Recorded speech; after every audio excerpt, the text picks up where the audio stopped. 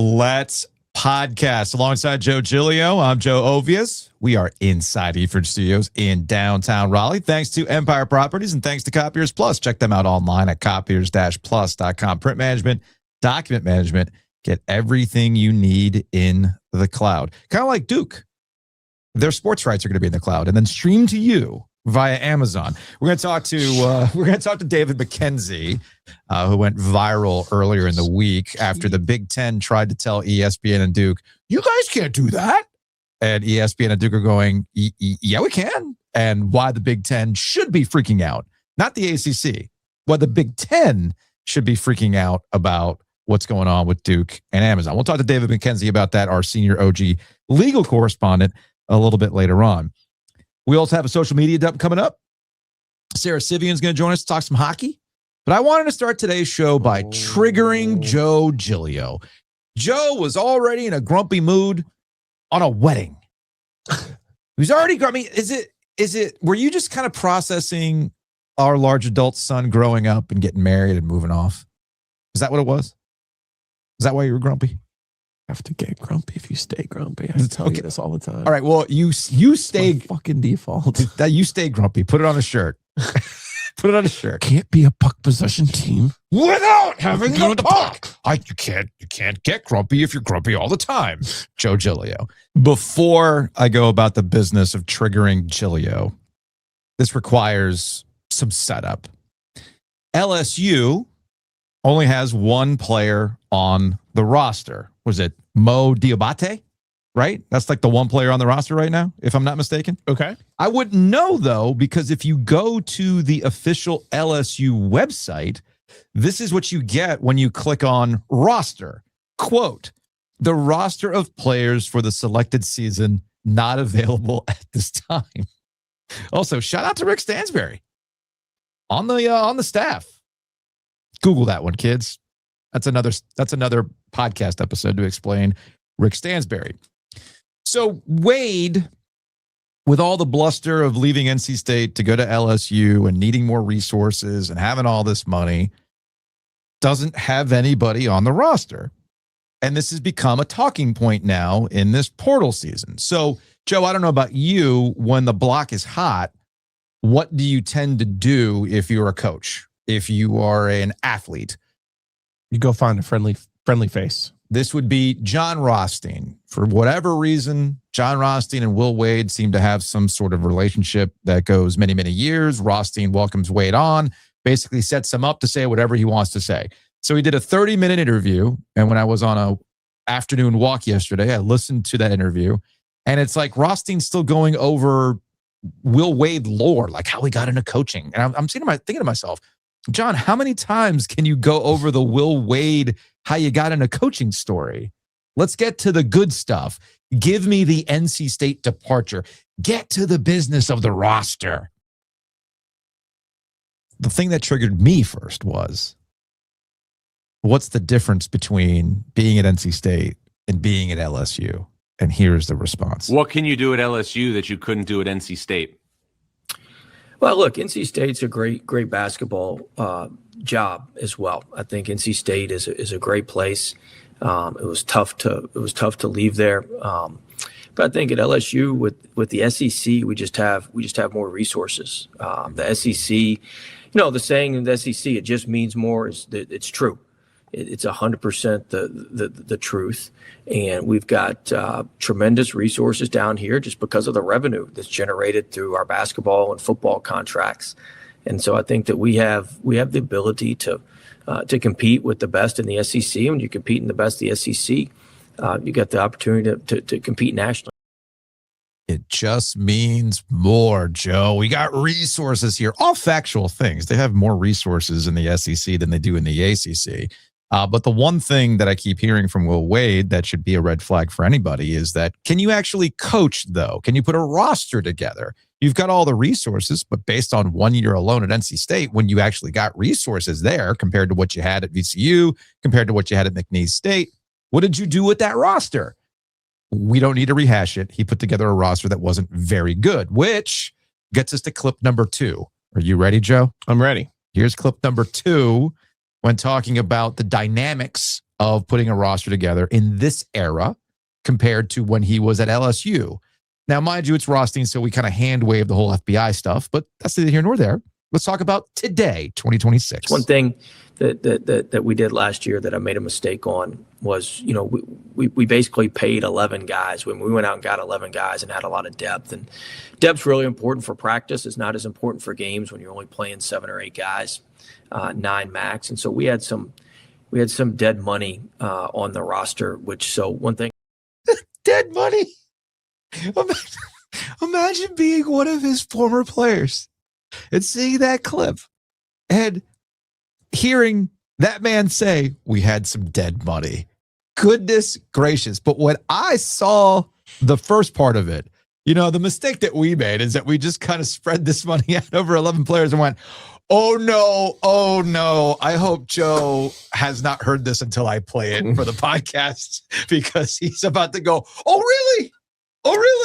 Yeah, listen, I did not take the time to listen to what Will Wade had to say, because if Will Wade is talking, he's not being honest. So that's fine.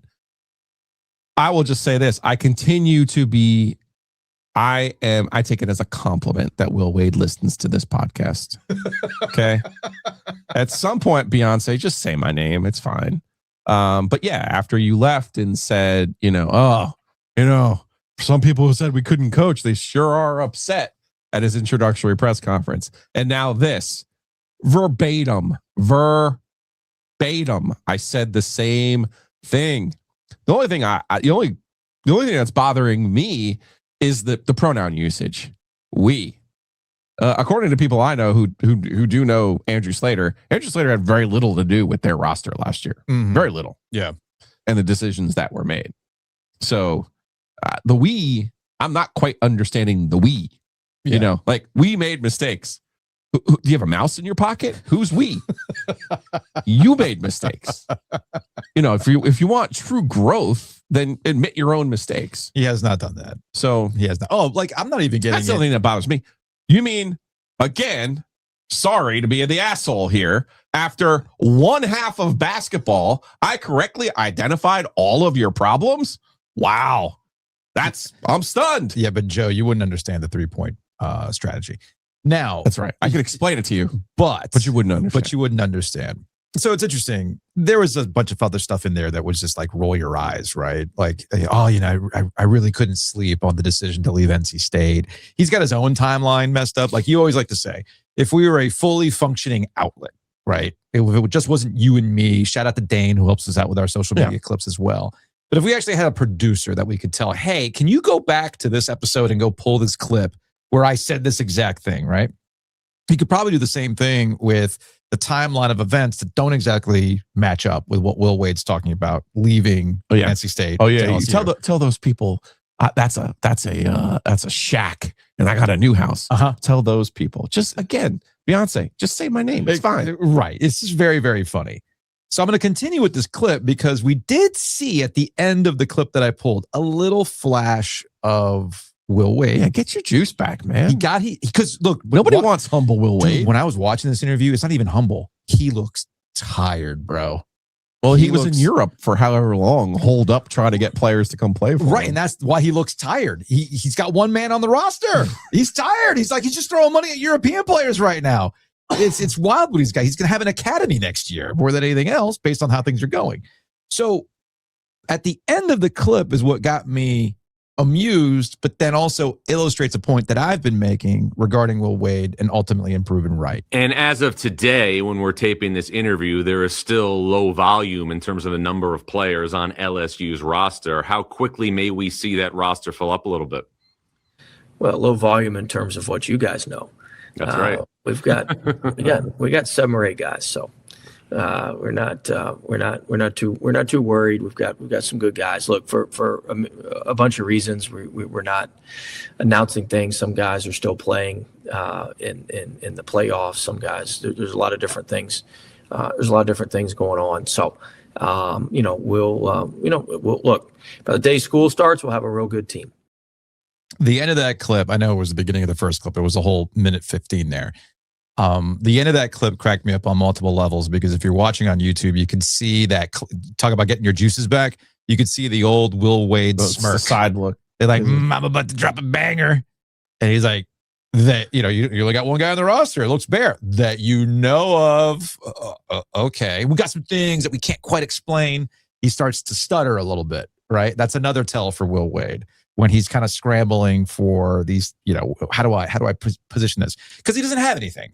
It's empty at this point. He doesn't actually have a roster yet. They're in talks. He's talking about playoffs, but there's no actual guarantee right now. As our guy Steve pointed out, if you're really excited about a roster, the whole quiet commitment thing doesn't really work. You're trying to sell your program. You're trying to get people to show up. You're trying to get hype. You're trying to dominate the headlines. Well, you do that by having a banger of a portal class is what you do. But that's clearly not coming to fruition. Or as one of our listeners sent this meme via the OG Sports phone, it's an old Simpsons joke. At least my girlfriend is real. In this case, at least my roster is real. And then, of course, the joke back is my roster is real. They just live in Canada. All right. So that's all. It got my Canadian girlfriend. Right. So he says he's got 7 or 8 guys. This gets us to Matt Moscona, who is a radio guy in Baton Rouge, who we've discussed before. Remember, Matt was the guy for Locked On LSU and for the ESPN radio affiliate down in Baton Rouge that really got the Will Wade rumor stuff going. That got my attention. We discussed it on the podcast back in February as that first, hey, what's really going on here? Kind of setting the table for what's going on. And I remember saying at that time, well, it's kind of like LSU's the only game in town. It gets covered differently. And if there's one thing that you and I have noticed about Will Wade is that he really loves his protective bubble. He goes to John Rothstein when he needs to go talk to somebody. At some point, I'm sure he'll go on with Aaron Torres in his podcast to say whatever it is he wants to say. And the one thing that I was adamant about throughout his entire tenure at NC State, and we witnessed this with how he interacted with you, is that I don't think this dude's ever really dealt with actual media coverage, like legitimate media coverage that will push back on some of the stuff that he says. So I give you Matt Moscona on Twitter, who is repurposing a LouisianaSports.net aggregated story about Wade's appearance with John Rothstein, and says, Wade, we've got 7 or 8 guys for 2026-27. And Matt just says, this must be devastating for the people who love to hate Will Wade. And I'm like, there it is. That's the kind of coverage that Will Wade is used to. That's the kind of coverage that Will Wade wants. No sort of looking at what Rothstein's interview produced, looking at his answers and going, this doesn't really add up. What are you really doing here? Are you actually putting a roster together? You have all these resources and this is the best you can come up with. All right. So it looks like you're going to put a roster of European Academy guys together. What's the cohesiveness on that? What's the turnaround time on that? It doesn't really matter as long as you got a roster on game day, right? These are all things that if you're doing your job covering a team, you ask fair questions of this. Is this what you thought you were going to do? Was this the plan all along? Did you find yourself struggling to get these guys to commit to you and now you got to go in a different direction? Why are you here? Instead, it's, oh, man. What happened with Paul McNeil? The haters. Right. What happened with Paul McNeil? The haters are out. It's classic drill. I'm not owned. Don't put it in the paper that I'm owned. I'm definitely not mad. And I see stuff like that. And that's the exact, that's my reaction to this. I'm like, you're back in your happy little bubble. You're back. And and I've said this before too, is if that's the kind of coverage you want on your team, Godspeed. There are plenty of places out there for it. But at some point, you have to have some fucking integrity and ask some legitimate questions about what the coach is saying rather than going, oh man, these guys must hate to hear these nebulous 7 to 8 guys that he's got. Gotta hate to hear it. Will Wade's running the show. Was he not going to have a roster? That's the part I'm confused by. I don't know. I do not know. Of course, I also enjoyed this. This was a pull quote that one of our listeners got from Andy. What did he say? It's wild. It's I know what he meant, but it's wild to hear a coach say this. And the quote is, it doesn't matter who wins in March or April, referring to the portal. This is going to take some time. We have a few tricks up our sleeve. We'll be all right. It doesn't matter who wins in March and April in college basketball. News to me. But that's exactly when you put your roster together. That is, it does. And also, the games that are actually played in March and April. Hey, man. Yeah. Not our problem. But I thought it was, like I said earlier in the week, I'm not going to make it a thing where we're constantly keeping tabs on Will Wade. But in this particular case, given his references to NC State and it's a college basketball story that they don't really have a roster, I thought it was interesting to see what he had to say and present it how we typically present it. All right, switching gears to Duke and basketball and television and contracts. I was going to say, is it really basketball? Nah, not really. But I guess you could say there is the sport of the contract, the sport of television negotiations. Yeah. And joining us on the Heister Automotive Group hotline is our OG senior media, our OG senior legal correspondent, David McKenzie. David, what's going on, man? I'm the OG general counsel at this point. Glad to be with you. And we appreciate that. All right, to set the table here, by now y'all have heard, and we've discussed it, Duke and Amazon entered into a one-off streaming agreement for 3 games. These were games that are non-conference carve-outs at neutral sites. The ACC and ESPN signed off on this in return for Duke's one-off deal with Amazon. Duke will enter into other one-off ESPN-run events. They already do things like the Champions Classic, but it looks like they're going to be adding a couple of other these television games down the line. Everybody wins in the end because, as we know, Duke usually has the highest-rated games for college basketball in the regular season on ESPN. David, you went viral as you typically do with these legal views. The Big Ten says, you can't do this with Michigan involved. This is something that the Big Ten has already stepped on before. Remember, Notre Dame and Southern Cal wanted to enter into a Netflix deal for a one-off. When that rivalry was looking like it was on the chopping block, the Big Ten stepped in and told Southern Cal, no, we have our TV deal. You can't do that. We have this grant of rights. So the Big Ten's coming in, trying to do the same thing with Michigan, and also making some weird argument, David, that you can better explain. That, oh, no, you see, we've got this gentleman's agreement where every other year, Fox and ESPN, the Big Ten and the ACC, trade off on who actually owns these neutral site games against these conference opponents.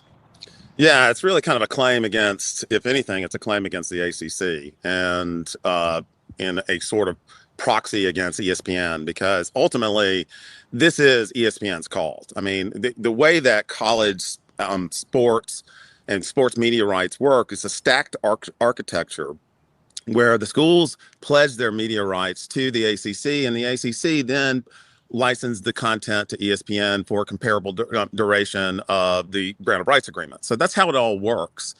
And so what the Big Ten appears to be arguing is that, yeah, it's sort of a gentleman's agreement, and what agreement they have with the ACC or otherwise, nobody really knows. But essentially, they're saying that because they're essentially saying it's our turn to do this. Yeah. And what it appears to be is really a very weak legal argument, but they're really concerned about what's going on between the lines on this deal, because ultimately what's happening here, because of the stacked architecture I just mentioned, it's really up to ESPN what happens. And Duke does not actually own the rights to its own basketball games. ESPN does. So what's actually happened here is that ESPN has sub-licensed some content to Amazon. And what you're actually seeing is sort of the nascent direct to consumer model that's apparently going to rule the marketplace here in about 5 years. Mm-hmm. And so what Michigan appears to be arguing, and the Big Ten appears to be arguing, is that we need a cut of that. And because it's in a mutually shared space, that is New York, we're going to have to renegotiate this agreement so that we get sort of this cut of the direct to consumer model. So I think that's actually what's going on. It's not really a claim against Duke. It's really a claim against the ACC based on a gentleman's or handshake agreement that nobody really knows about. And they're really wanting to know what's going on with this DTC model. So under normal circumstances, would they get a cut of the ESPN broadcast? Would Michigan? Not necessarily. It's a home game to Duke. I mean, Duke has held this game in Madison Square Garden now for the better part of 10 years. You know, I wish I could say that Duke was a wholesome North Carolina school that has lots of alumni in the area. I can say that it isn't. You know, this is a development deal for Duke University where they go into Madison Square Garden, they connect with alumni, and they raise a lot of money. And so it's been like this for 10 years. I think even this past year, we played Texas Tech, and before that, Nina King and the entire athletic department was up there with Peloton's Cody Rigsby, who's from Greensboro, hanging out, doing a Peloton session with alumni, and the development people were out on Wall Street, and it was doing all this. So this has been a home game for Duke for many, many years. So I really don't and David, understand the right argument. Let me stop you right there, because both Joe and I are sitting here nodding along like, yeah, notice these names, notice this networking. And then you wonder why Duke's basketball budget is what it is. They got Nick Hamenya in a fucking chicken commercial, man. That's all you need. Like, come on now. Like, Duke's just playing a different game with this stuff because they're leveraging all these relationships, all these corporate relationships. Why are you so much better at this than me? Because not every school has that alumni base. Like, no, of course That's not. And That's again, not even getting the big one in Apple. I know, which is hilarious. Oh, not every school has access to Wall Street money like this. So, and that money with Amazon also is going into the NIL budget for Duke. Again, this is all very, very smart in that there is not a pay for play type situation, but guess who gets to promote the Amazon game? The players themselves. Yeah. So it's pretty wild what Duke was able to knock out here. Yeah, we don't know what Duke's actual kickback is. That's one of the fascinating things, is like, what is Duke going to get from this? Yes. And I think that one of the reasons we see that this is happening with Duke is that it could never happen with Carolina, for example, because why? Carolina is within the scope of North Carolina's public records laws. And there's no way that Amazon and ESPN, who are doing this to get data on the DTC model, is going to let that be subject to disclosure under any circumstances. This is high-level trade secret proprietary stuff, and that's why it's going on with Duke as opposed to any other school. So you hit on the thing that I find more fascinating, okay, and why the Big Ten is probably poking around to see what kind of legal stance they can take on something like this. You keep referencing the direct-to-consumer aspect of this. And those who listen to this podcast know I find this stuff infinitely fascinating, because you can't follow college athletics and not understand television's role in how we're here right now and where we're going to be by 2030. And as the broadcast networks are sunsetting, if you will, the tech companies are coming in and gobbling up and realizing that sports rights are a way to bring people into their apps. Is there churn? Yes. Ask NBC with Peacock, with the Super Bowl and the Olympics. But they still understand that having a bunch of sports rights prevents that churn from occurring. This is why ESPN is very protective about their sports rights and willing to overpay in certain cases, including the NFL, to keep their leverage with the distributor model. Cable, satellite, Hulu, YouTube, etc. Well, they own Hulu, but you get my point. So all of this is a setup to say that what Duke is doing with Amazon is not too dissimilar to what Netflix did with a package of NFL games to make big events. It's not too dissimilar to what Apple has done by poking around and seeing what makes sense for sports rights. Duke is uniquely positioned to do this for basketball. Football's a different beast. And if I'm the Big Ten, and I see Duke carving out these special deals with a streamer like Amazon, what is to stop their big member institutions like Ohio State, like Michigan, like, say, UCLA and Southern Cal or whatever, but let's use Ohio State and Michigan as the big example here. Why am I sharing money with Illinois? Why am I sharing money with Indiana, who seems to have just broken everybody's brain? How about we get together with Texas? How about we get together with Alabama and Georgia? Very beginnings of the Premier League. Take this package of football games against the top brands and present it to Apple, to Amazon, to Netflix. That's the thing that if I'm a conference, I am freaking out about because of this one example with Duke. I completely agree. I mean, if you're Mississippi State right now, you're really worried. If you're Boston College right now, you're really worried, because what's happening here? I mean, it's a fascinating question. Where I think that this is fundamentally different from some of the other streaming platforms is that Prime has a reach, an established, installed global reach of over 200 million people. Mm-hmm. So it's not a situation where it's like kind of like the Baltimore Ravens was last year. I think they were on like 4 or 5 different streaming platforms. How are you supposed to have 4 or 5 different subscriptions in order to see the Baltimore Ravens? Who would want to do that? But everybody is going to have, or most everybody's is going to have an established prime. Sorry about this helicopter going overboard, but most everybody is going to have. Hey, whoa! Is there something going on in our neighborhood? Should I know something, maybe? No. Okay, good. I think it's one Wakeman helicopter or something. Okay. But, this is an established, subscriber base where you're not having to go across cross platforms. So what ESPN I think is actually doing, ESPN is kind of becoming the next middleman in all of this. I mean, when you think about it, the cable subscription model is gone. The Time Warner Cable or whatever it is now, Spectrum, was the middleman. Now ESPN is using its massive catalog as the middleman and then sub-licensing a lot of its content out in order to deal with the risk. Well, let me to give context to what you're talking about. You're bringing up baseball. I'm bringing up specifically what they've done with the college football playoff. You notice that they've ESPN, which owns the college football playoff, sub-licensed the games that are going directly up against the NFL because ESPN is not stupid. So like, hey, TNT, you want this game that has to compete with the NFL? No. Knock yourself out. And you're absolutely right about ESPN being, for lack of a better term, a broker for sports rights for other outlets, which is what they're doing with Amazon. Well, ESPN hasn't been able to figure out the DTC model either. I mean, the direct-to-consumer model has not worked with ESPN so far. They launched it last fall. I think it was for $49.99, pretty expensive as a standalone. And you're not able to go ahead. They've figured it out. The problem with ESPN is the same problem that all these other broadcasters have. They can make money. They're just not making as much money as they're used to making. They're never going to have the salad days of peak cable funding everything. So that, to me, are they bleeding cash? Yeah, I guess. Well, they're not doing that great. I mean, Disney's products. They're just not doing as good as they used to. Like, I always push back on this idea that ESPN is this or that. They're just not making as much money as they used to. And people have a hard time dealing with the fact that they're not making as much money as they used to. That's all that is. Yeah, and they're heavily leveraged. I mean, with the ACC, for example, they got a catalog that lasts until 2036, but they're also getting it on the cheap. Yes. But going back to some of your other arguments earlier, I mean, we're going to find a lot in the 3.5 years. We're going to find out a lot because that's when the Big Ten's deal with Fox ends. And so we're going to see whether or not we're going to see continued fragmentation in the college sports market, where Ohio State's going to want to go out on its own and use its own intellectual property to make a deal with Amazon or ESPN individually and not have to share that with Indiana, for example.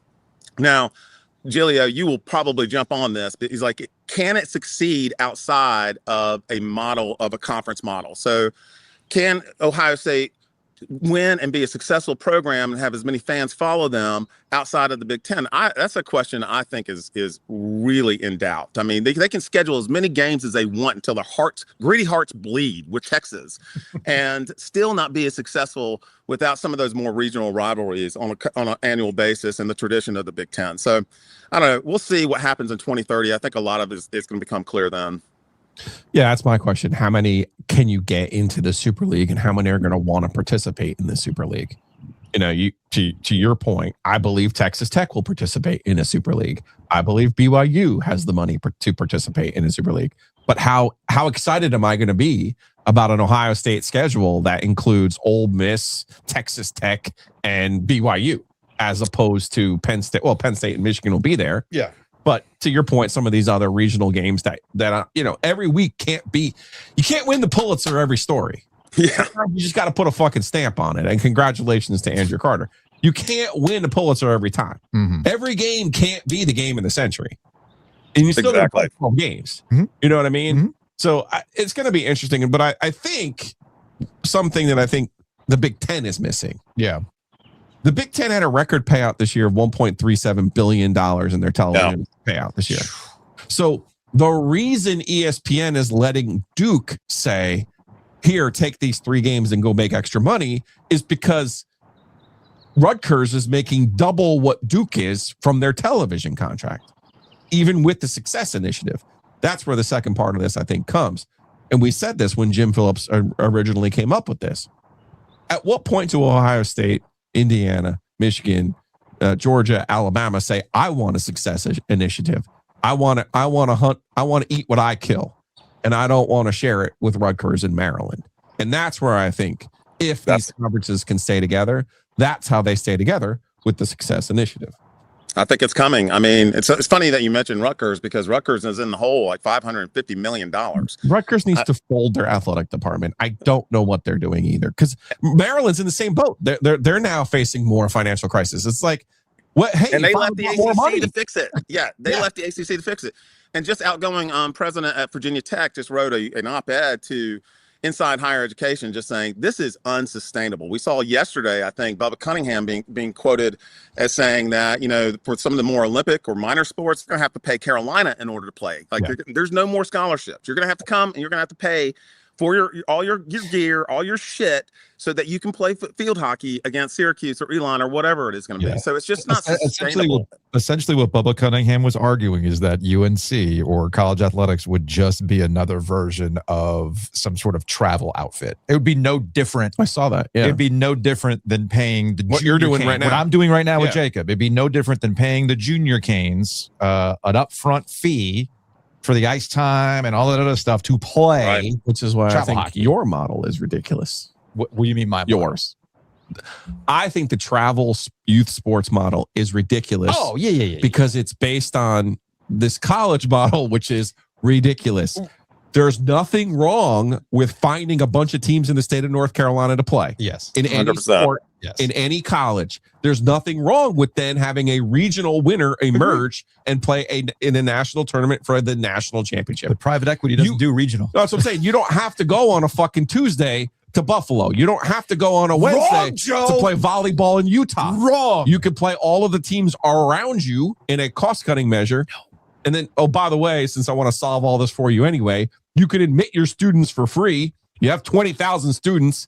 If 1,000 of them don't pay tuition, and it ain't going to cut back on the professor getting his paycheck. Joe, think of the memories in Buffalo. I don't know about that. You're already seeing a lot of schools with the academic side having to bail out the athletic side. I mean, that's going on at Carolina.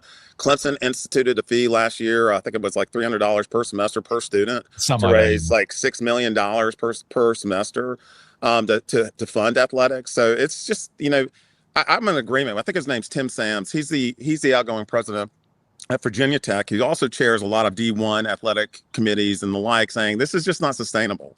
And, the cost is too much. More revenue is needed. And so, but going back to our discussion, that's probably what's going on with Duke. I'd be fascinated to know how much Duke is getting out of this. And I'd be fascinated to know if Nina King went to ESPN and Amazon, or if Amazon and ESPN together went to Duke. That's a large question I'd like to know the answer to.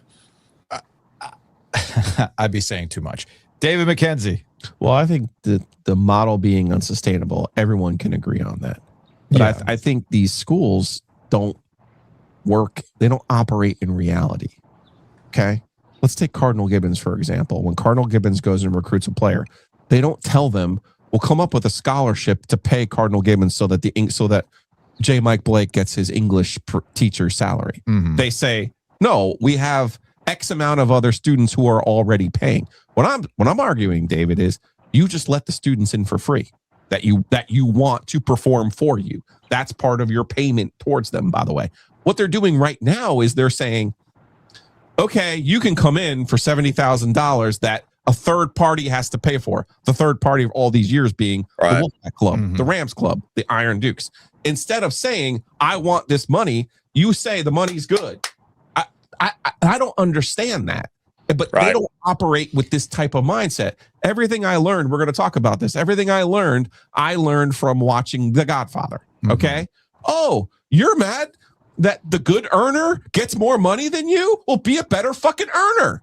Yeah. Okay. That's why Duke can go to ESPN and say, I want this. Yes. Because they're the better earner. Mm-hmm.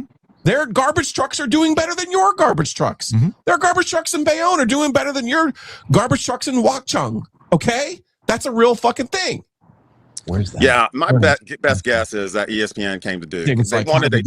Finals episode. Yeah, I don't know. I don't understand. ESPN needs to know how much the DTC model works and how much it works with college basketball. So I would not be the least bit surprised if ESPN came to Duke as a private school, not being subject to public records law, where they can test this to an installed subscriber base and get a lot of data out of it. So who knows what happened?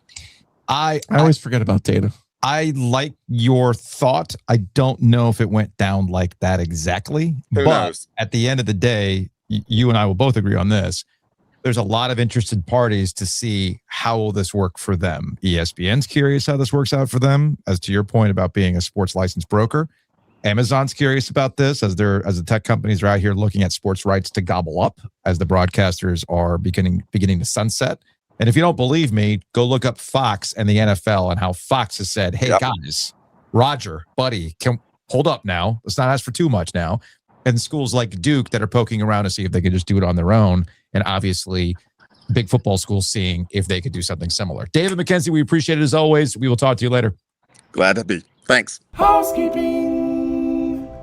Housekeeping is brought to you by Enovana. Check them out online at enovana.com. If you have mess inside your mansion or trash in your cabana, get it clean with Enovana. So wait, what town in New Jersey? Watchung. Where the hell is that? Plainfield. Okay. I just feel like the amount of references to towns in New Jersey for the size of the state supersedes. Oh, there's. You know what I'm The saying? thing about New Jersey is there's more towns like per square inch than here. That's what I'm getting Like at. Raleigh's like gigantic. Cary's pretty big. Wake County is ginormous. Just the county alone is ginormous. Yeah. But every time like Jersey people start talking about Jersey, I'm like, how many freaking towns are in that state? It's not that big. Crammed. Anyway. So many people. Anyway. Think we can get OG Light up in New Jersey? OG Lime up in New Jersey? Would it do well? It's a delivery issue, right? Can we get it at the Bada Bing? No, well, Satin Dolls. Even better, we should just bring it to Philly to the other Joe Giglio to promote. That's what we should do. That's a very good point. Very, very good point. People enjoyed that. So my understanding, I was talking to Whit over at Bond yesterday. Shout out to the people who showed up to a couple spots that we said it was going to be at. Oh, no. And it was not there. It's fine. Like our friends at Beer Study, they've taken orders. So good. They'll save you stuff. And actually, if anything, they might ship more OG Lime to Beer Study if you say, hey, I want some OG Lime. So please do that by all means. So shout out to everybody who showed up to a couple different spots. Chris had a bunch of people yesterday for the OG Lime. My understanding is that OG Lime should be hitting P Street Market today or tomorrow. Should be hitting State of Beer / Ben Bar today or tomorrow. Working on the Butcher's Market, a couple different locations. I know that the Falls of the News Millbrook location should have it this week. Okay. Should have it on Friday. And I'm trying to get it in the Lake Boone spot so that when the Canes come back for the playoffs, you can just grab, go, stop shop, and tailgate, right? Mm-hmm. So shout out to Kenneth for making that work. We appreciate you. And of course, you can always get it at Bond Brothers, and you can always get it at our friends Longleaf Swine. They will have it as well. And you can, hey, Mother's Day brunch. Mother's Day brunch with OG Lime. Who says no? Who says no?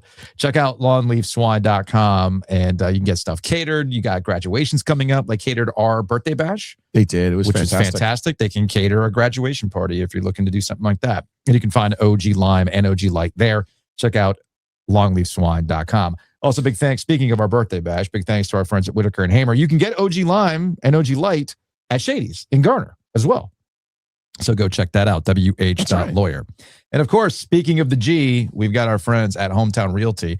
Check them out online at myhtr.com. Maybe you were charmed with downtown Garner. You were charmed by Shady's. And you're like, you know, maybe you're like me. You spent a lot of time last Saturday in Garner, whether it was hanging out at Shady's. That was a lot for you. You've got, might have been too much for you. There's a hockey rink right around the corner. I got news for you. You were the one who was cranky with me on Saturday. I disagree. And the Hall and Stone was a fantastic spot. And Beautiful. you're like, man, Garner's really charming. I'd like to live out there. Hit up my Hometown Realty, myhtr.com. Maybe you want to live next to Two Roosters. They can help you out with that Why too. not? Who says no other than your waistline as you constantly eat Two Roosters? Two Roosters can also do catering for you as I well. haven't even looked at the flavors this month. For May. I've been focused on graduation, end of year school parties, that kind of stuff. Yeah. Like I said, they brought out Two Roosters for our birthday bash. It was fantastic. They can do the same for you. So hit up tworoosters.com to check out their May flavors like Chilio's about to do right now. Oh, it's the kids chef series. Oh, those are dear Lord. Those are usually bangers. Peanut butter toffee brownie. Ooh, Get the heck out of here. that sounds good. That My- sounds good. Oh no. What? Nutella Oreo brownie? What? All right. Well, I know what I'm doing this week. My goodness. Got to get that Nutella Oreo brownie. My goodness. That's fantastic. Wow. So go to roosters.com so you can see all these kid chef inspired. Serena's Nutella and Oreo brownie. That just sounds like the winner to me. Fourth grader. And big thanks to already doing more things than me in my life. I know. It's okay, man. We all run our own race, Joe. We all run our own race.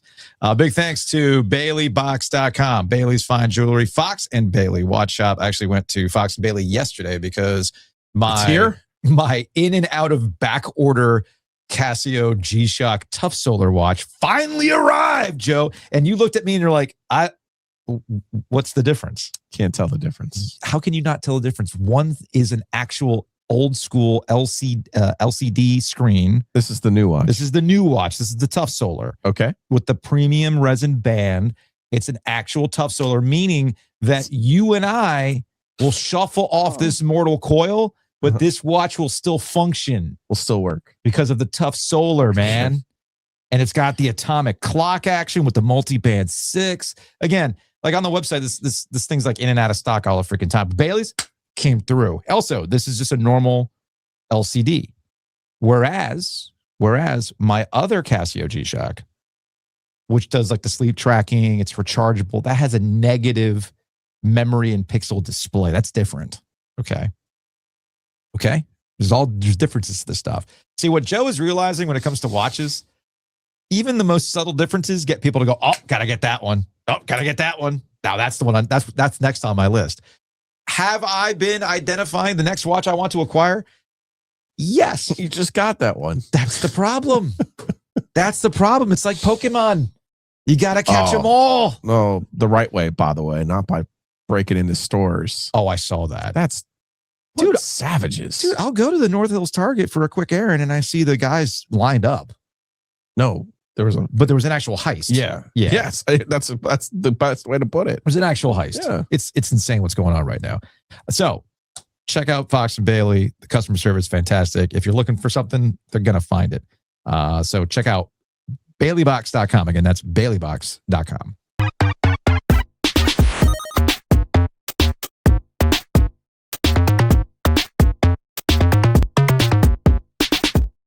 Joining us on the Heister Automotive Group hotline, our old friend Sarah Civian in the house. Sarah, what's going on?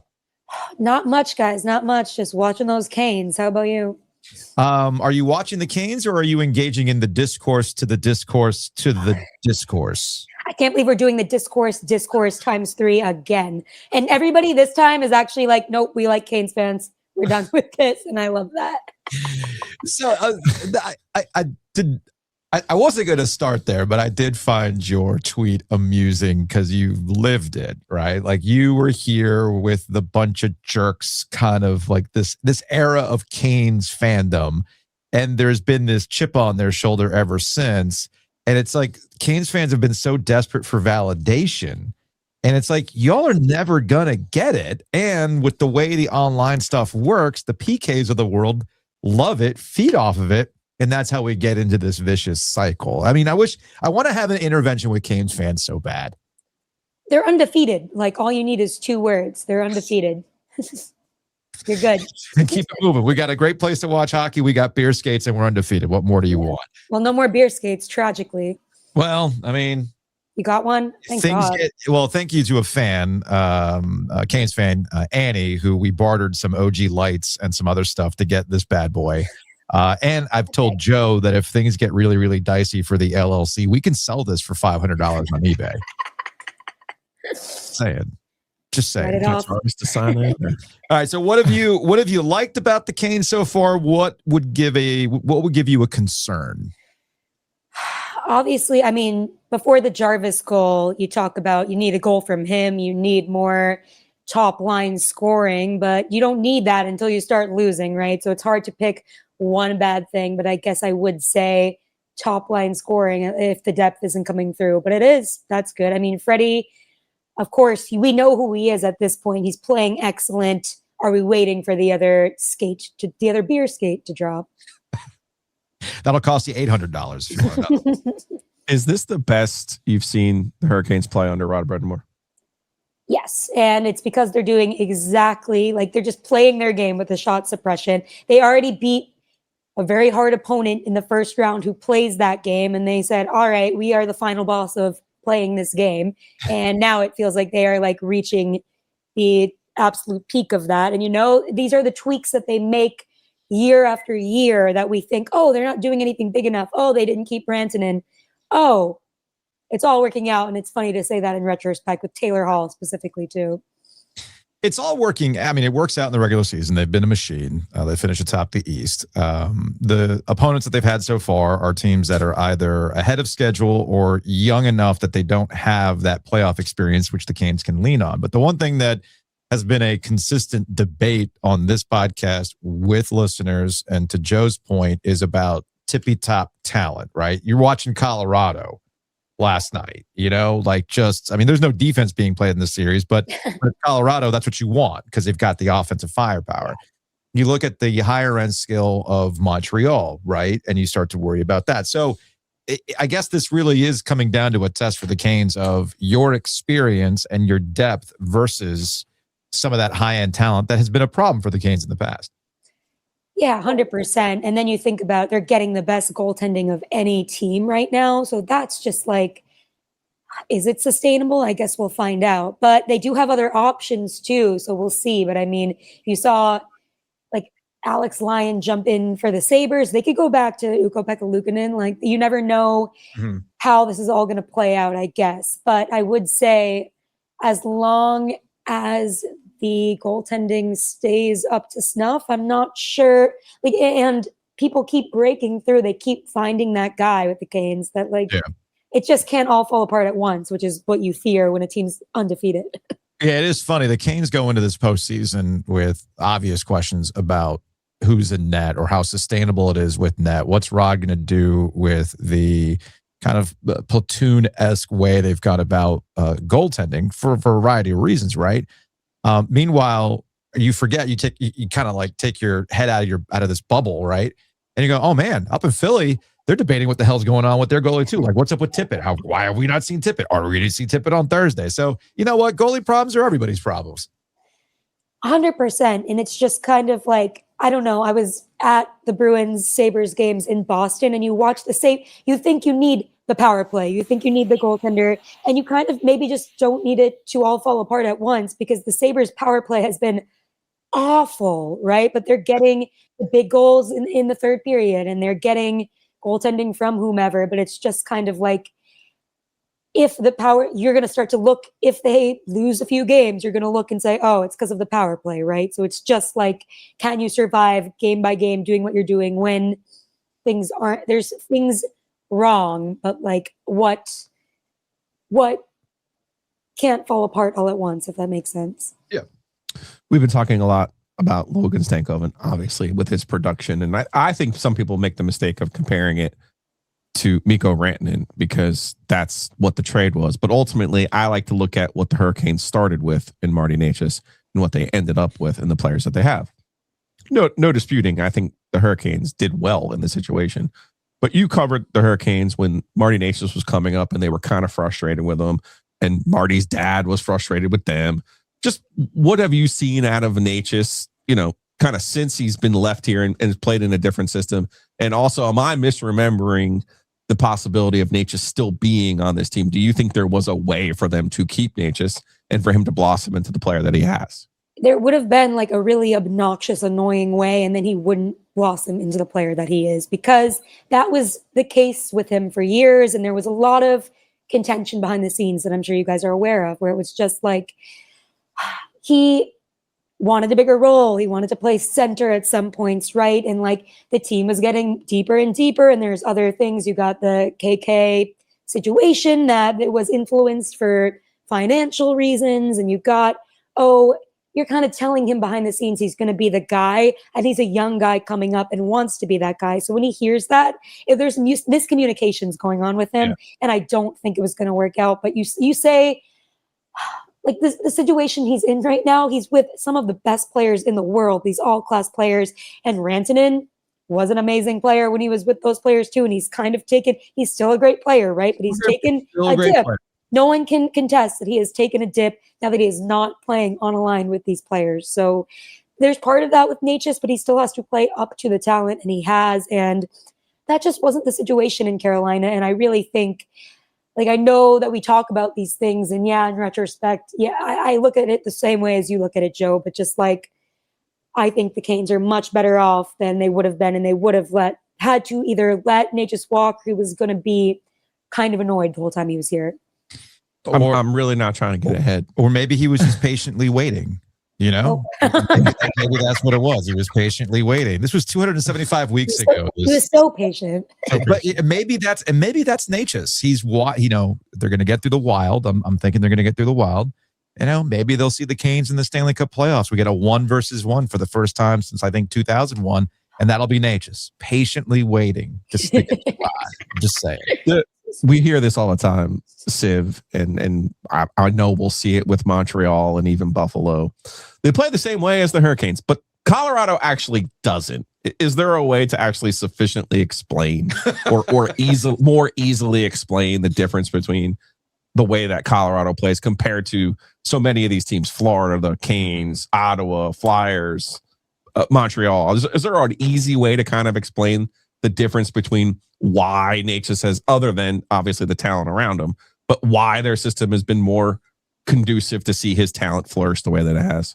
I mean, it's not as simple as Nathan McKinnon, but it kind of is. Okay. Just like the way, not just the way that he plays, but also the way that he acts. You know what I mean? That he's kind of like, there's stories about him in the locker room, like making sure everybody, like kind of yelling and like maybe scaring people. And it's just like, it works a lot of the time. And I think the opportunity players get, they're fast. I don't know. This is a fast-paced team, extremely high-end skill. Landeskog, really great leader too. They just have everything. Like there's not one thing they don't have. And it's always, to me, the thing I look at with Natchez, again, I'm not trying to beat a dead horse here, but it came up with the Flyers with Drysdale when I'm like, because Civ, I don't know the background of these players the way I do other sports. Okay. Yeah. So Drysdale scores the first goal the other day, and I'm like, who is this person? And it was a highly skilled fucking goal. And sure enough, in real time, I'm looking it up and I'm like, oh, he was the 6th pick in the draft.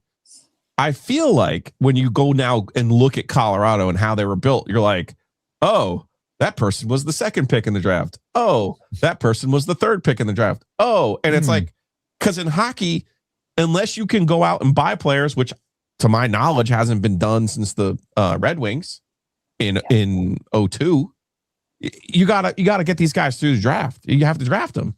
And I think that's where this whole thing is coming to a head in my brain. Follow me for a second. I look at the Hurricanes. I think a lot of people naturally look at the Hurricanes and they go, well, who are their top end skill guys? Right. And they're not these guys who were taken at the top of the draft other than Svech. And you're like, and even Svech, you're like, oh, he was the 2nd pick in the draft. You know what I mean? People do forget that he was the second. And it's like, so then you start looking at, well, who are supposed to be your skilled players? Yeah. And it's just kind of easy to look at, you know, the guys in Montreal. It's easy to look at the guys in Buffalo. You're like, oh shit, yeah, he was a top 5, top 10 pick. No duh. So I think that's where we're looking at with the Hurricanes, where you're like, well, who are supposed to be these guys? And then you look at the production, and that gets to the point I think Natchez was trying to make about, if Rod's going to play consistently 4 lines, well, it's going to be hard to have 100 points, which hasn't happened since 2006. You know what I mean? So none of that soliloquy may have made any sense to anyone but me, but I feel better about saying it. No, yeah, 100%. And it's kind of a stubborn scheme, and it kind of has to be when you're talking about like who are the top guys, right? If we don't know that, and if they aren't the typical, for 2nd, 3rd round picks, right? It might need to be rolled out more evenly.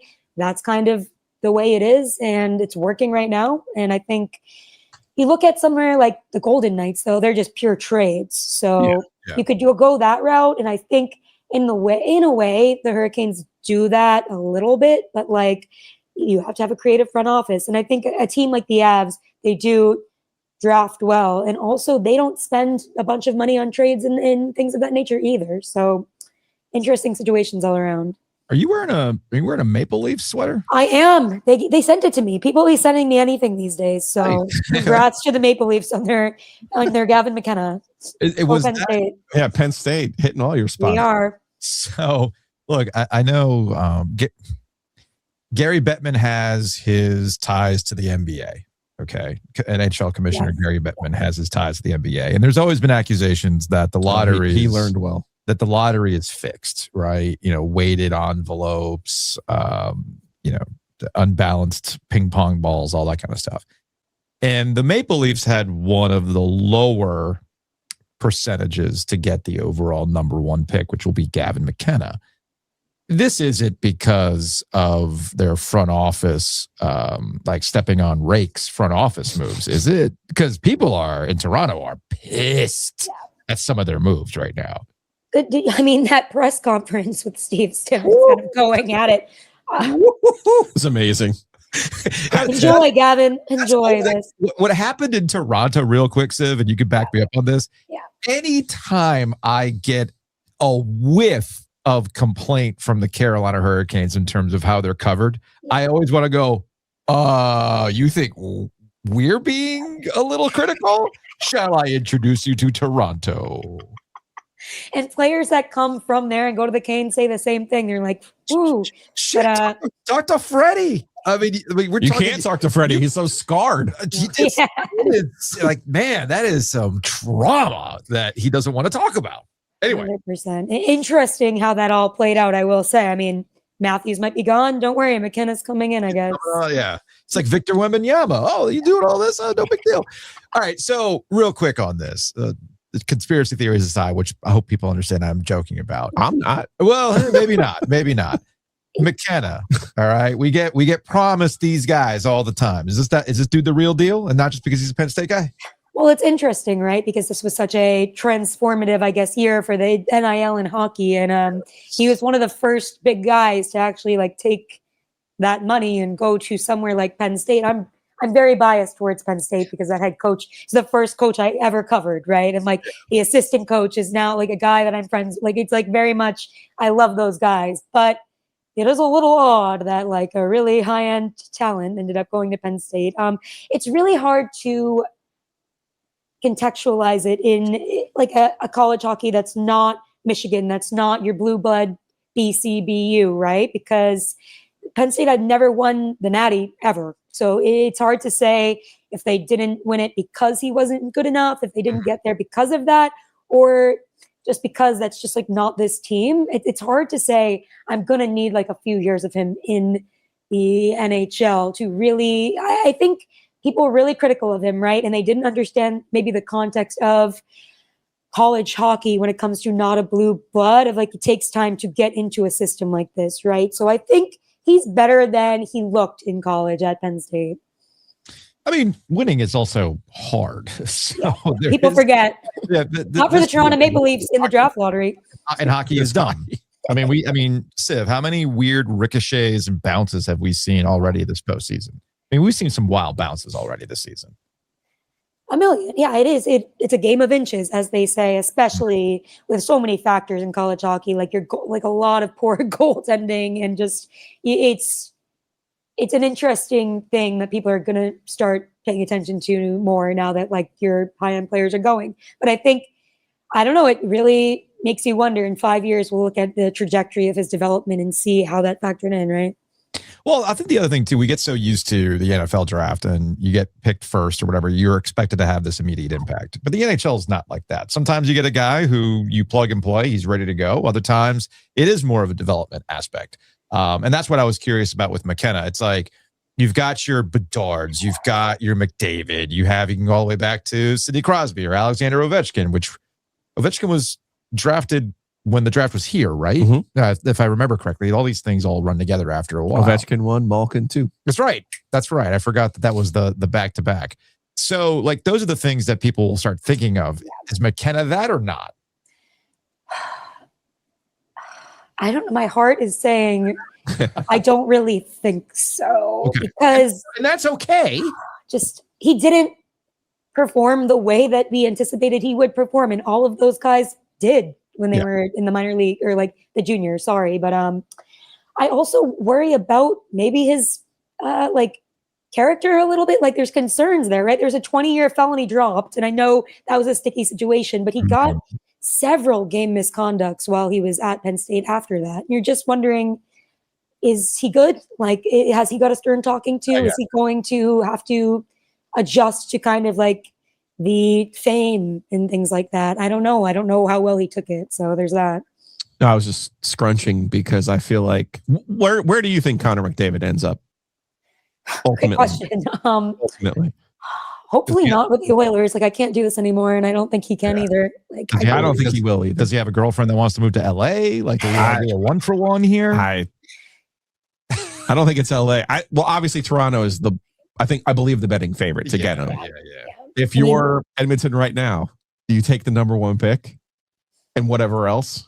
I think they're so hesitant to do anything, and they've been so reactive instead of proactive, and this has been the whole problem. They're kind of just like, okay, we'll figure it out after McDavid leaves. Like, Right. that's not how to run a franchise, and they're kind of running it into the ground because of that. Those comments, I am so glad that Draisaitl and McDavid said it like it was at the end of this, and I'm glad that they were a first-round exit because things need to come to light here. Sarah Civian, we appreciate the time as always. So Eastern Conference Finals, huh? Because the Kings are going to get to the Eastern Conference Finals. You're going to come on through? Yes, I will, and I will be there tailgating and having fun and doing some of my job, I guess. I hope to see everybody. All right, Civ. Thanks again. No problem. Thanks, guys.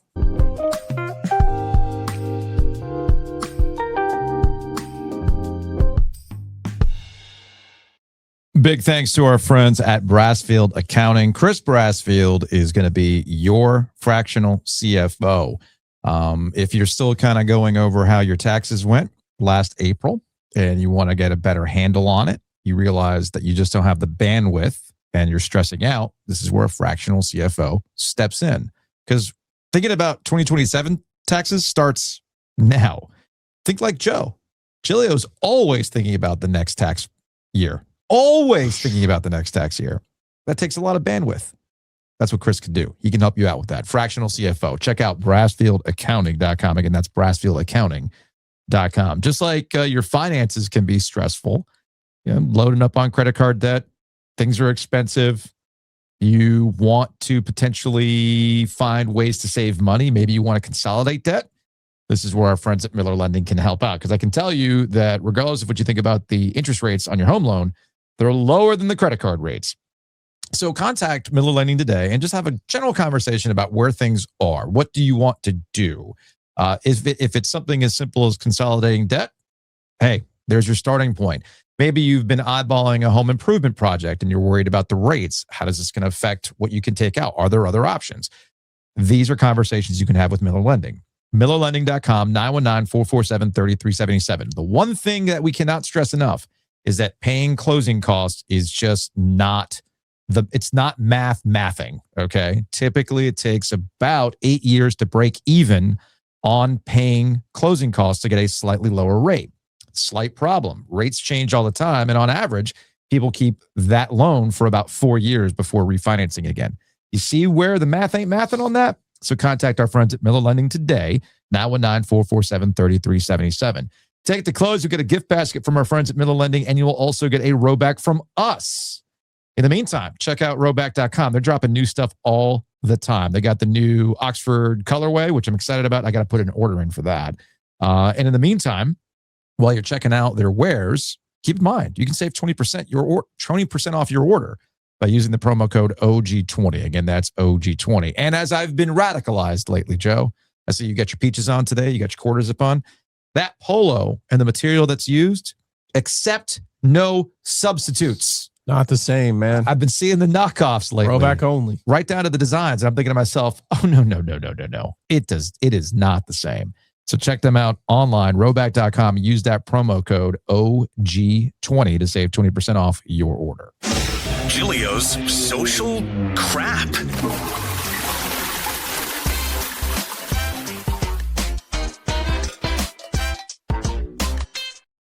We haven't done one of these in a while. Shout out to T, who blows up the Instagram account with all sorts of Instagram reels and Facebook reels to check out. However, before we get started, I want your reaction to this Pat McAfee clip.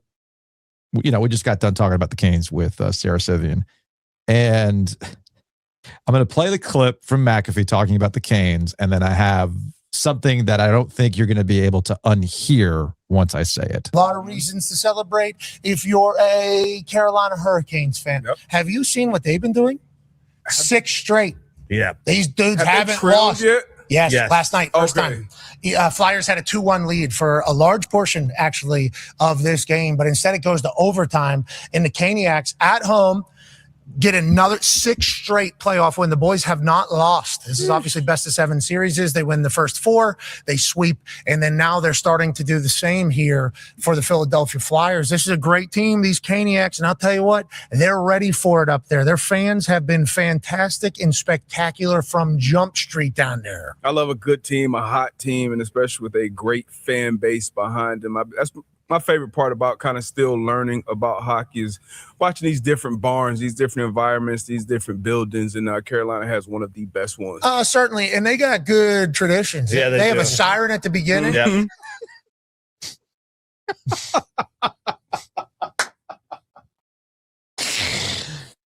Oh, hey man, down there, they've been on it since Jump Street. I mean, who can forget Greensboro Coliseum, sold out, night in, night out, Joe? Who could forget?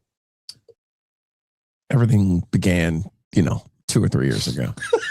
The pandemic is now ancient history. So, But here's the thing that dawned on me when I saw this clip. I'm going to play this one more time. A lot of reasons to celebrate. If you're a Carolina Hurricanes fan, have you seen what they've been doing?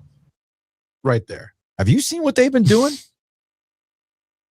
I've noticed this with McAfee when he gets on the surface level of stuff. mm-hmm. And again, trust me, it's a hard job. It's a hard business.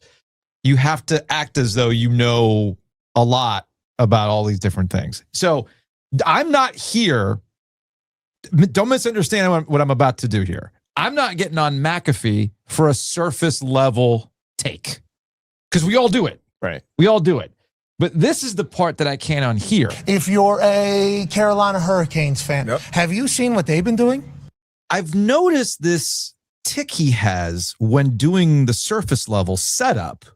He sounds a lot like a mashup of Seinfeld and Jay Leno. So like the Seinfeld, what's the deal with, and the Jay Leno? Have you read about this? Have you heard about this? Tell me that's not it. It's like it's an interesting mashup between the two. What's the deal with Who are these people? Who are these Caniacs? If you're a Carolina Hurricanes fan, have you seen what they've been doing? Have you read about this? The only thing missing is him talking about his car collection at this point. I can't unhear it now. What's the deal with these Caniacs, Joe? All right. Since we're having a very New Jersey-esque reference type show, I did not realize the head of the World Cup, MetLife Stadium, cannot be referred to as MetLife Stadium. It has to be rebranded because MetLife is not an official sponsor of the World Cup. Where is MetLife Stadium, Joe? East Rutherford, New Jersey. New Jersey. Well, that's a problem. Jersey is getting the short end of the stick once again. 100% New Jersey, man. New Jersey Stadium all day long. If it's on our land, it belongs to New Jersey. I'm Jack Ford with News 12. If you haven't heard, MetLife has to get renamed for the World Cup because of FIFA sponsorship rules. So the new name is going to be New York, New Jersey Stadium. Who's FIFA? Who the hell is FIFA to tell anybody what to do ever? Quick reminder here, the stadium is firmly in New Jersey, East Rutherford. So the question that a lot of us are asking is, when is New Jersey going to get the top billing for the stadium that's in their state? We are New Jersey. We are not New York. The stadium is New Jersey based. Therefore, New York has nothing to do with us. Definitely should be New Jersey / New York Stadium, 100%. I know we all have a lot of thoughts on this, so let me know in the comments what you think. If you hate it, or maybe you just don't care. You related to any of those people? I'll tell you what, the MetLife people, they need to get David McKenzie on their payroll. That's a delinquency by their legal team.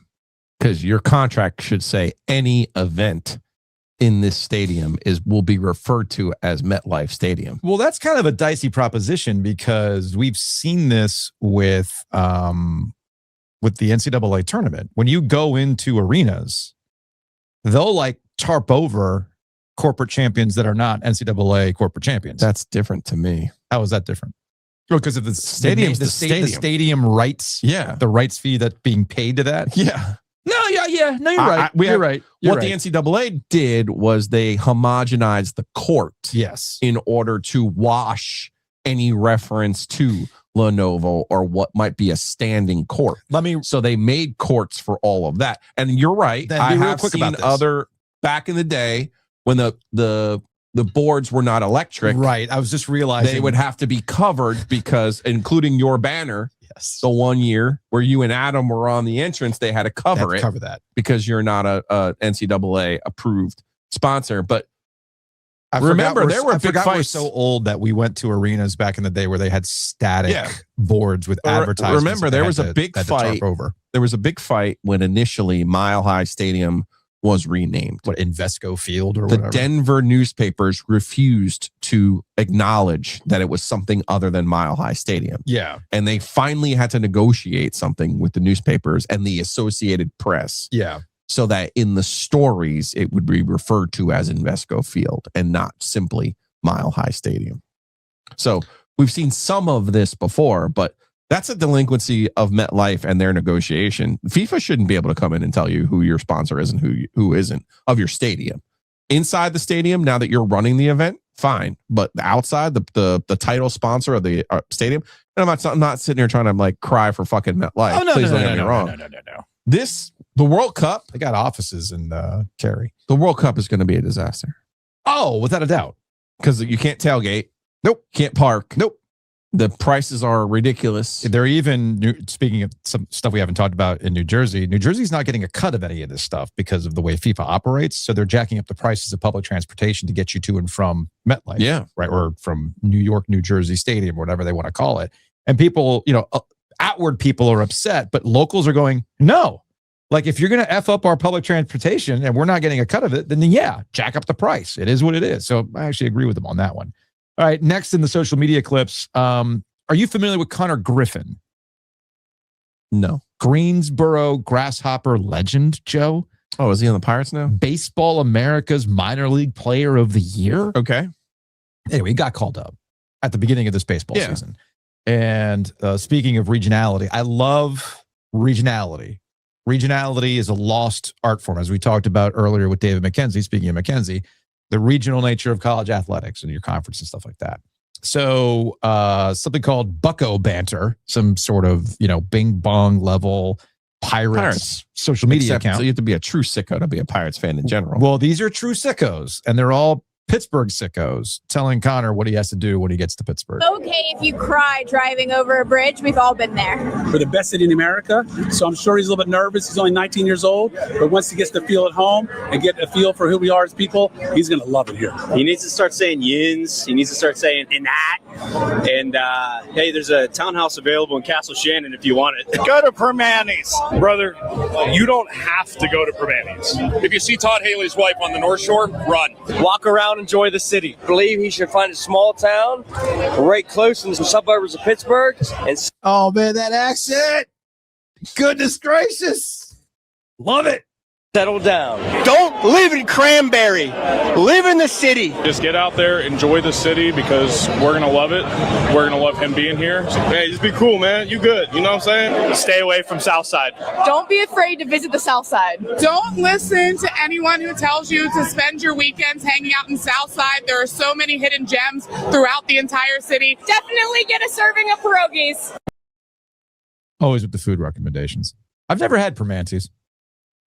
I know Mark is going to be very upset, but I've never actually had Permantes because I have not been to Pittsburgh since I was a child. I was going to say, Ken wants to sponsor some sort of food tour of Philadelphia for you. Oh, really? Yes. Okay, well, if he wants to Venmo me some money before I go to Reading Terminal Market, because that's where the kids want to go, and so be it. But yeah, I've not had Permantes. That's weird. I know. I've heard about it. It's like a diner, by the way. I've had the style, the French fries and all that kind of stuff, but I've not had it. Oh, I mean, it's something that you do. It's the first thing I did when I went in 12. Oh, yeah. No, was it 12? No, it was BJ Anya. It's 15. Oh, geez. Okay. I've been to Pittsburgh a bunch though. Either way, I don't know. Maybe I'll schedule a tournament to go to Pittsburgh just for the excuse to take the kids to Permante's. Pittsburgh's a weird town. Yeah. You can't buy beer after like 12:30. That's weird. Yeah, Pennsylvania's weird about beer. I was going to say I don't think it's a Pittsburgh specific issue. No, but the downtown does shut down at like 11:30 ish. It's worse than Raleigh. Yeah, at least Raleigh gives you midnight. But the time I was there for the NCAA tournament, it must have been 15. They had 120 on draft. Oh, you've told me about this. Talk about good night. On draft. Joe drinking a 16% beer.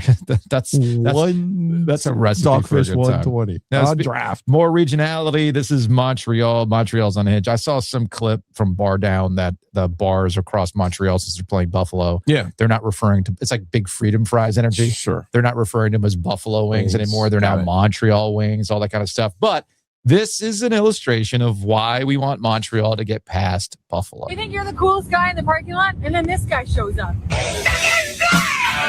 Dude in an ATV with a Canadiens flag and a Canadian flag. They took over the Tampa Arena for that Game 7. This is what I want. I desperately want.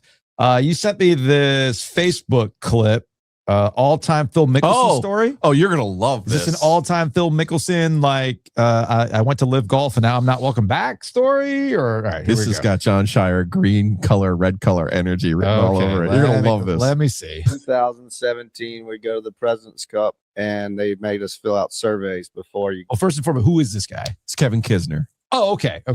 Go and it's like, who would you like to play with on the team? Who would you not? The only person I would not like to play with is Phil Mickelson because he drives it erratically and is hyper emotional, and that's just not how I play. I hit it straight, kind of do my thing. Wednesday we get to the course and they're like, kids, you and Phil and whoever else are going to go out today. And I was like, that's weird. And so we're playing this practice round, and on the third hole, Strick was our captain. He rides up and says, kids, you're going out last tomorrow, an alternate shot with Phil. You're playing Mark Leishman and Jason Day. And I was like, dude, what? Literally all we've talked about all week is I'm not playing with Phil. He goes, well, he's the veteran on the team, and he pretty much forced my hand that he was playing with you. He has an astrologist that does his energy and measures everybody on the team, and you're the only A+ energy level. So I'm like, okay. So Phil doesn't really say anything about it until we get ready to go. And he's like, look, kids, I can feed off your energy. So you get your energy from your belly. So every time I hit a shot, I want you to face me with your belly.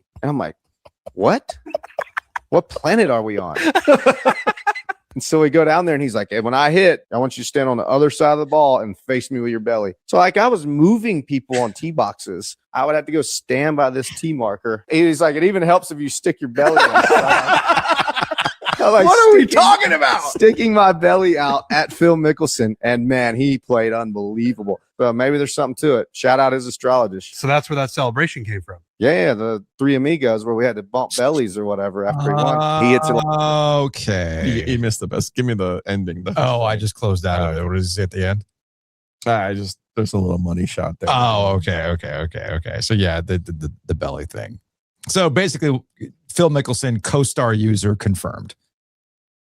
Well, it was a callback to my great moments of Giglio history, talking about John Shire and his colors and his astrology. Yeah, no, it just sounds to me like that man's using CoStar. Speaking of which, let me open up my CoStar app, see what it says, see what my energy is. Your day at a glance. Embrace your awkwardness, Joe. There you go. Do's, morning rituals, lists, weird hat. I guess I should put on a weird hat when I get home.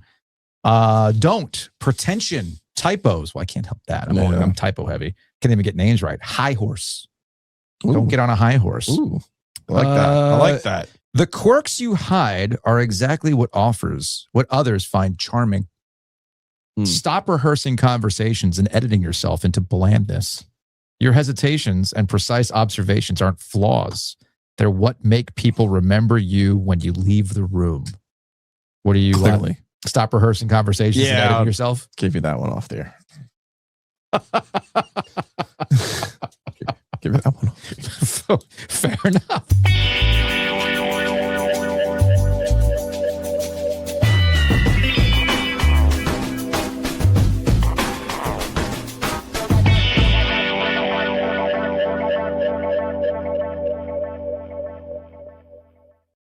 Seeing that reminds me, we need to get our Wake Forest fans, the Forever Grateful Deke, the 2 baseball fans who showed up at the birthday party. Yeah. I've never seen anyone care more about a niche sport the way that they care about Wake Forest baseball. We got to talk to Mikey P about getting them the one-off tie-dye for the Deke. No, we make a Deke. We make there. a Deke. Yeah. It's not the secret stash. Yeah. There's a Deke specific one. Yeah. We got to get those out. Yeah. We'll make people know. We'll let people know. Actually, shit, since you bring it up, let me go ahead and bring up the OG.shop before we talk about our friends at the Butcher's Market, right? Yeah, you added some items there because there was a G4 message about getting the Playoff Pig merch. Yes.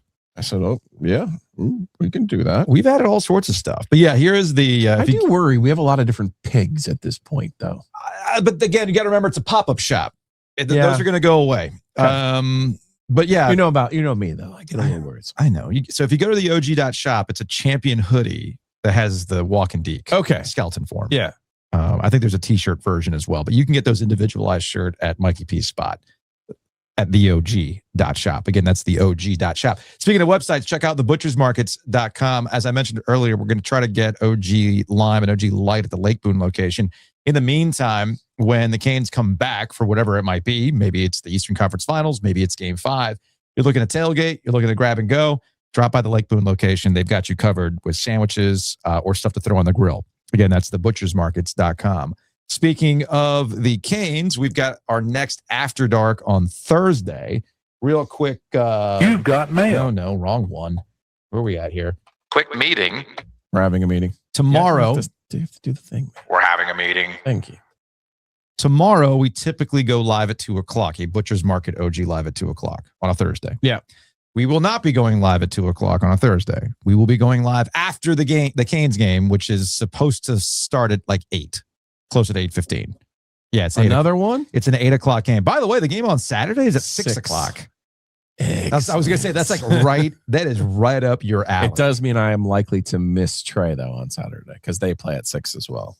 Oh, really? Yeah. You can't get over there earlier? I'm trying, but I've not heard back from the Phillies PR guy. I sent them a slightly confusing message yesterday. Like, I'm not that Joe Giglio? No, I said, this is Joe Giglio. I know this is confusing, but I work for OG Media in Raleigh, and I'm interested in coming to see Trey batting practice or whatever your pregame availability is on Saturday. Gotcha. Yeah, so Thursday night, 8 o'clock. Okay. Canes are... We're coming here? I feel like we should go somewhere. I'm just going to do it from home. At that point. You want to go back to the Holland Stone? They'll want us kicked out. I mean, if you want to go up to Raleigh time. I like that ambient lighting that we had at the Holland Stone. That was nice. Look at you finally smiling from Saturday. Yeah. Yeah. What do you want to do? I mean, we could do it from here. We can do it across the way at we could do it from Raleigh times if they're open that late on a Thursday night. I never remember their hours. My plan was just to do it from home. But if you want to do it upstairs from Raleigh times, I'm perfectly fine with that too. You want to do that? Yeah, I mean, we'll just do it here. I know, but we kind of default to this every time. But what do you mean? I get excited, and then it's like, okay, we'll just. Well, I'm just last time we just need a plan probably for next week instead of this week. How about that? The last time they were on the road, I thought you were coming up here, and you ended up being at home. Right, because I fell asleep because I went to the casino that day. Okay, so what are you going to do tomorrow? I don't know. Since you have all day, are you going to go back to the casino? No, I'm not. Not tomorrow. Okay. I'm still working on my media round at Raleigh Country Club. Oh, you're trying to nail down a date for that? Down. Should have gone Tuesday. Okay, well, I'm not in charge of when the times get doled out or when they respond to my emails. I see. I'm not in charge of that. I see. Because I had to explain to my youngest son yesterday, there are certain things in life that you control, and there's certain things in life that you don't control. How you respond to the things that you don't control are the measure of your character. Sounds like a conversation I had to have with Caleb and Dayton. Correct. You had very similar situation. Some things outside of your control. Very similar. Yes. You know what's in our control? Yeah, they're running some parallel races, those two. I know. Yeah. Now that you say that. Just like they used to parallel play back in the day. Yeah. They never interacted. I gave him an OG lime yesterday. Okay. Yeah. Caleb liked the OG lime. I gave him an OG lime. I said, here, when in doubt, solve your problems by bending your elbow. Great life lessons. Anyway, speaking of things we can control where we do the show from tomorrow for the After Dark. Thanks to our friends at Blue Blinds. You want to do it up here or no? You know what I really want to do? What do you want to do? I want to get some really good lighting for my parents' deck. Okay. That's what I really want to do. Okay. You've been on my parents' deck. Yeah. Do they not have market lights? No. Do you want to do it from my backyard with the market lights? Oh, you got the little... yeah, I got market lights. I do like that. I feel like there's a little ambiance. You want me to I can get the tiki torches going. Torches. You know what I don't like, though? What don't you like? 8 o'clock starts. Okay. So what do you want to do? We'll be here.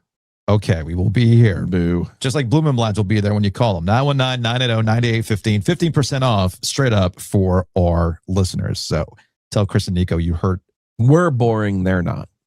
You heard all of that on this podcast. They'll give you 15% off. I do want a pergola.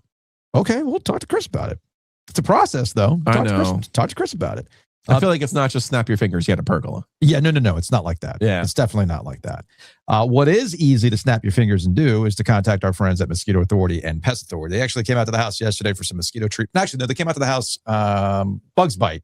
Pest Authority came out to the house yesterday to take care of some quarterly service, along with, I can't keep track.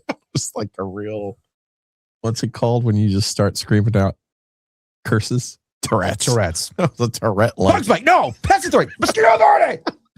Either way, they it's take like a buzzer. Like you're getting zapped. Yeah. Loud noises. They take care of the house. Hit them up. Bugsbite.com. No contracts. Pay as you go. Saving money starts with a call to Matt Davis at State Farm in Garner. InsureGarner.com. 919-779-8277. You have some financial planning. Like Joe mentioned, our kids are running parallel lives. They'll even be going to Wake Tech at the same time. Yeah. But you might have to start thinking about maybe your new parents, and you've had to start thinking about things like where they're going to go to school. How do I start saving money for that? 529 plans, all that kind of stuff. Hey, Matt Davis can help you out. Don't ask me. 919-77. Yeah, don't ask Joe. Ask Matt Davis. Don't ever ask me. 919. Yeah, because I think saving money. I was going to say I think Joe's whole college. I'm going to pay for college is by going to Danville. I'm going to hit this time. The credit card bill is. I'm going to hit this time, kids. I have literally paid the mortgage by winning a golf bet before. Good for you. Good for you. So don't do Joe's way of financial planning. Not the right way. Not the right way. The right way is with Matt Davis. InsureGarner.com. 919-779-8277.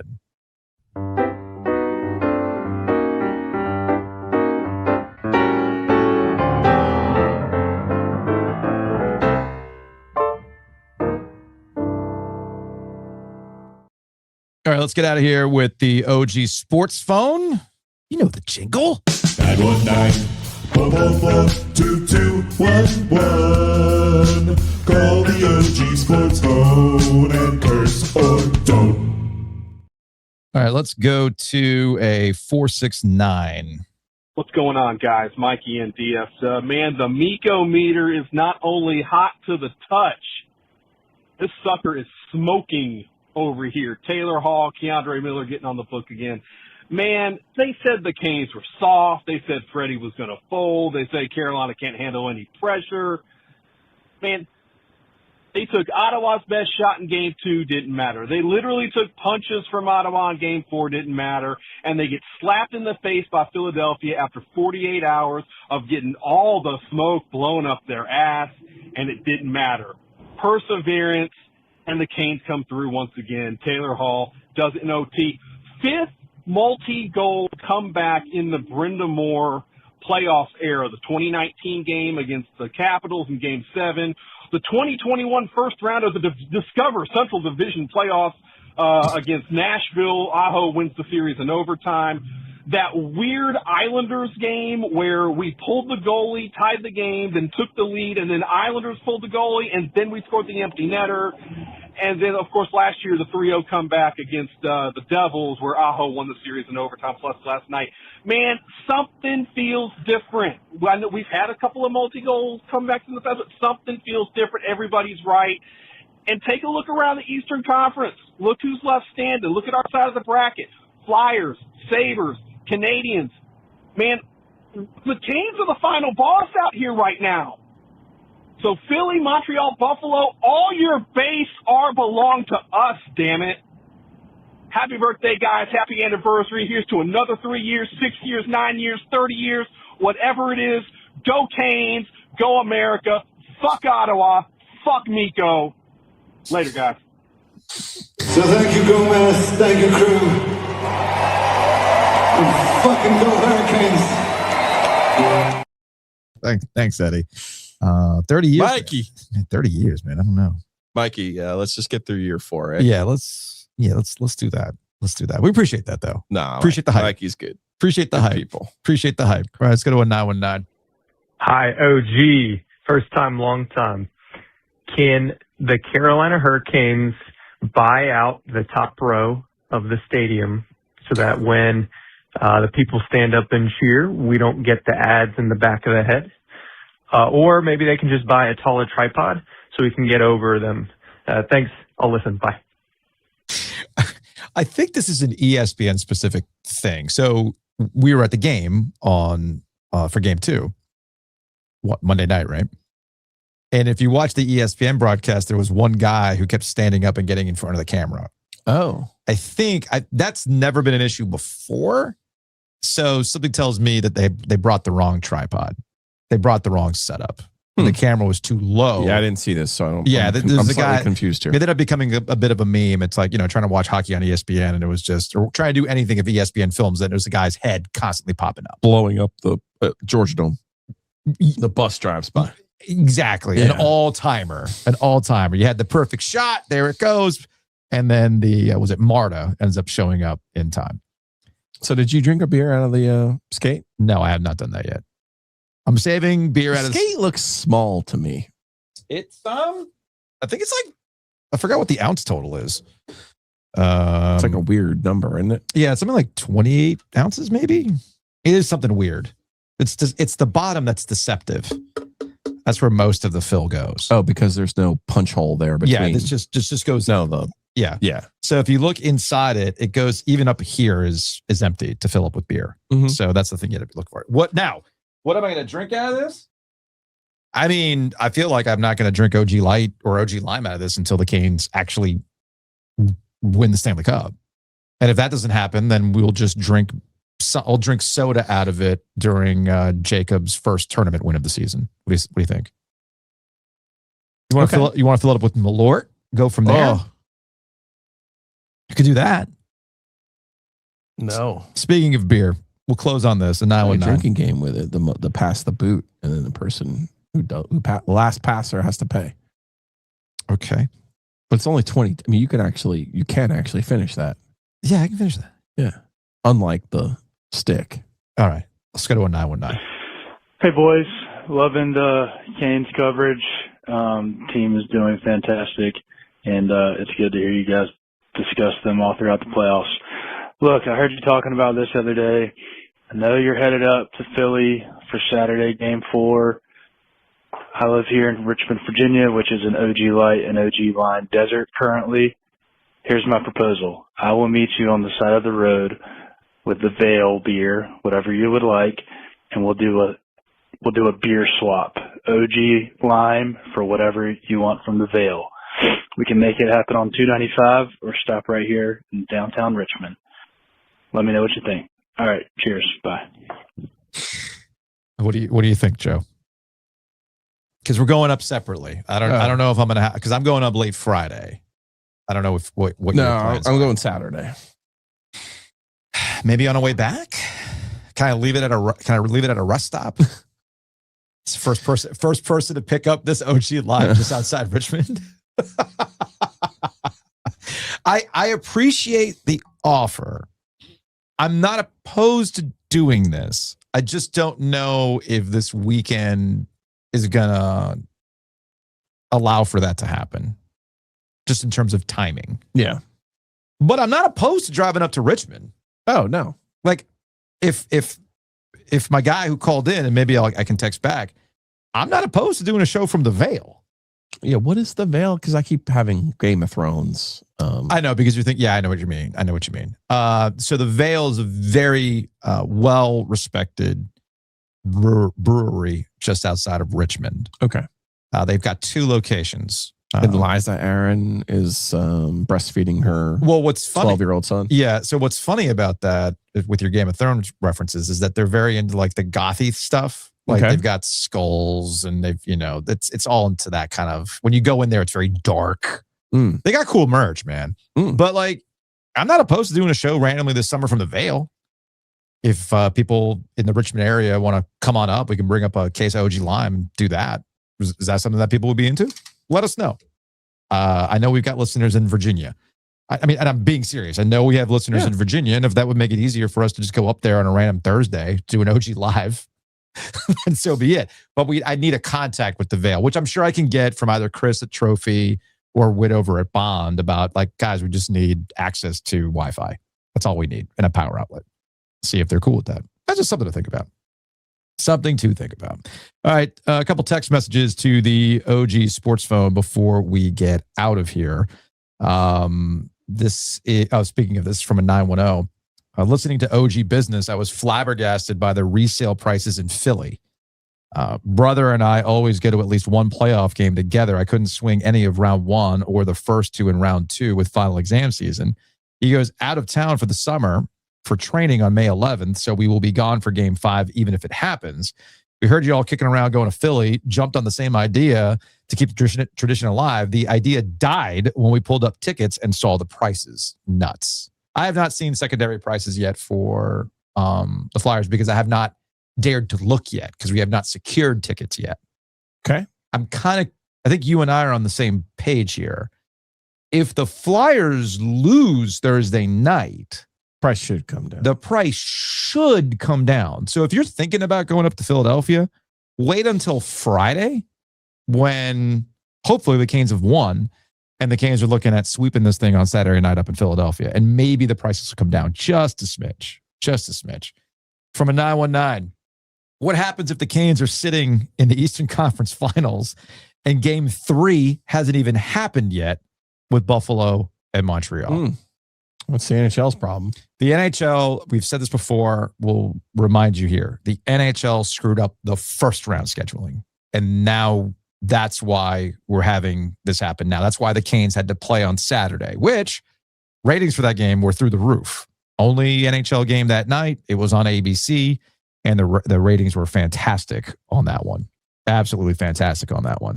From a 919, State should absolutely be offering all these players who have quietly committed to LSU a fake offer of 50% more, if those players even exist. I can tell Gainey and the people he surrounds himself with have far too much class for that, but somebody has got to get this fucker back at some point. Apparently, they just signed some guy from Italy. Cool. Or I think he's from Italy. Some 6'9" guy. Sure. Nice. Sure. Saw that. From a 336, speaking of the portal, hey, Joes, is Carolina going to miss the 76-team field tournament this next year? Relax, guys. Relax. And finally, Ernie is going to ask for a refund on them cameras if you keep randomly zooming into concrete walls. Look, I'm still learning the software, okay? I think I figured out what was going on. Once I have the camera set, I have to close out of the software and then just let StreamYard take over. I think I solved the problem. So it's all good. And no, my dad is not going to want his money back because the money's already spent, Dad. Sorry. No takes back. No take backs. All right, that's going to wrap it up for today's show. We appreciate you listening. 5 stars only. Positive vibes only. We will see you after game 3 for the Canes and the Flyers Thursday night, probably into Friday morning.